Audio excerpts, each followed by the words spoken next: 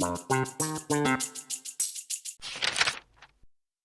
y'all, it's Christy from Teadoddles, and today I thought I would uh film a little bit of these little improvements I'm gonna make to my little sewing area over here. Always room for improvements, and I've been trying to maximize space and efficiency when it comes to my sewing. I've been doing a little sewing session, as you can see by all the little bits down there in the floor, and I was like, I need to come up with some better solutions. So one thing I'm going to do is replace that plug-in with this brand new one I got. uh, Amazon Basics. I caught it on Woot for $7. It has USB plugs in it, which will be greatly needed over here. I was cleaning out my sewing machine, and I have a mini vacuum with a USB plug, so I said I really need to replace that. That one's old anyway, so that's one thing. Nothing exciting there. The other thing is if you notice down here, I have boards.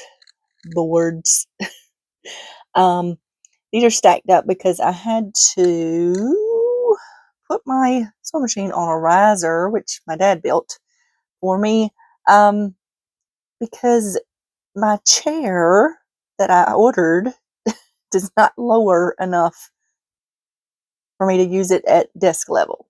So, so I bought it to be able to be tall enough to go to my drafting table as well, so it doesn't lower enough to go to that level. Anywho, so these against the wall over here, no problem. Why do I have two? Because I like my feet to be even when I'm sewing. It makes me feel weird when one side is lower than the other. So, but this one here, as you can see, the two boards, they are always sliding because it's a very smooth boards. And of course, my presser foot is always sliding. I sew in my fancy socks. Got some mushrooms on today that my bestie gave me. And yeah, I I need that to quit. So, and I also need to not have to pick up these little bits and pieces all the time. There's little threads down there too. I don't know if you can see it. So I've come up with some solutions. So the first thing I'm going to do, I have this super grippy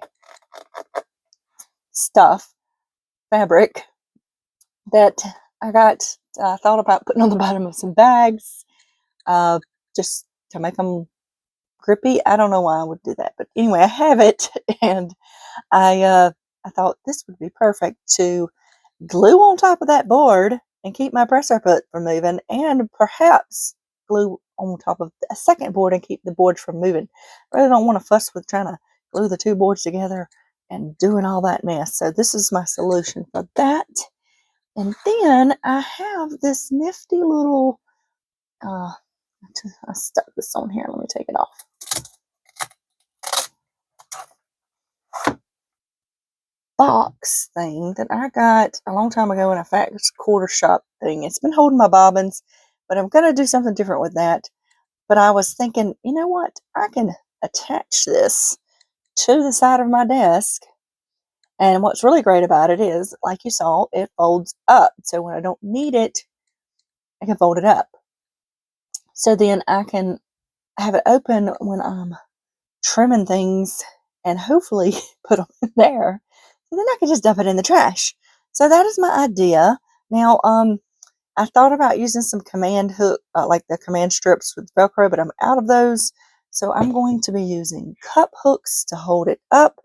And that little Velcro bit that you saw there is to hold it closed when it is closed when I'm not using it. So that's what I'm about to do. So I'm going to pause here and come back and show you how it turns out. Okay, this turned out even better than I thought it would. I'm so excited about this. You can see where I marked. I used my little Ryobi with a drill bit to drill starter holes, and I screwed in my cup hooks. Now, I know some of you may not want to do that. This is an old disc. This is just, I will modify something in a heartbeat to make it useful to me. And I did write with permanent marker, but you know, nobody's going to see that. Anyway, this sits very nicely there, and it tilts out, which I didn't even think about, which makes it much easier to put things in. And then when I'm done, I can simply fold it, and I won't put it all through the Velcro again, but I can use this to hold it together and it will stay right like that. I'm so excited about this, y'all. It's one of those things. It's like, why didn't I think of this earlier? So now, on to the presser foot. Okay, we are set up down there. Got my new plug in, put my grippies on. I wound up between the boards putting glue and grippy on the top and bottom so they are together, because when I just put one on, it seemed like it was still sliding. Does seem to feel grippy. I'll have to put it to use to see. And I just glued it on those boards with some good old E6000. Does anybody know how to use this without it turning out like this? I don't know. Every time I use it, I love it for gluing different surfaces to different surfaces, but I can't seem to use it without it getting all squeezed out. I don't know. And I don't do my toothpaste like that, so not sure what happens with the glue. But anyway, another issue I'm having is this. I have this little lumbar support for my chair, which is nice. It works great, except for the fact that it wants to slide down off the chair or up off the chair every time I get up and out of the chair. My son actually gave me this, and it does have a button on it that massages your back too. But it will not stay on this chair.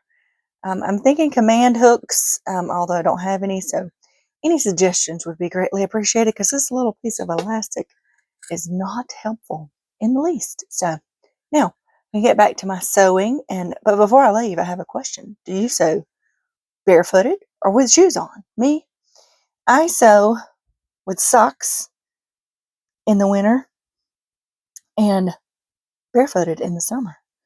No shoes allowed except for me to walk around so I don't step on a pin, so you can see my super fabulous shoe get up. But anyway, how do you sew? Let me know in the comments. So hopefully y'all found that little remake helpful.